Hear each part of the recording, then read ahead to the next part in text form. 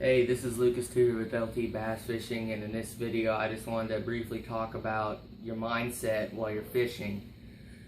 And not only do you want to stay positive and just have that mindset that every cast you're going to get a fish, you're going to get a bite, and you're going to get a fish.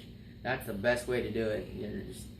If you always think positive, you're going to have a better chance of getting it, because you're getting a fish, because you're always doing the right thing. You're always reeling at the right speed or making the right retrieve. You're not down and upset and you're just cranking it real fast or jigging it too much. You're just doing everything right.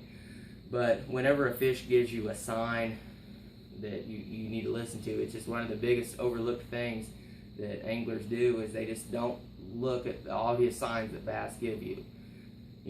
Let's say it's a jig fishing type of day, and you're throwing your pitch and jig. You're throwing your football jig, and all of a sudden,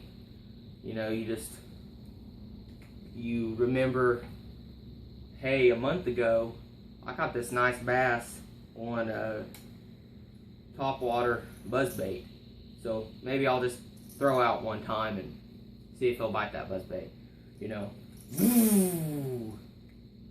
And you whack a 12-pounder, or maybe not that big, maybe you whack an 8-pounder, and you're like, that was luck.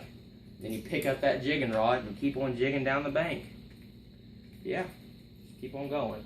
It was obvious right there that you're hitting topwater, that they're hitting topwater that day. You just caught an 8-pounder, and then it's true, and you would think that it's obvious, but a lot of anglers don't see that. They're just like, fluke, luck, whatever, let's keep going.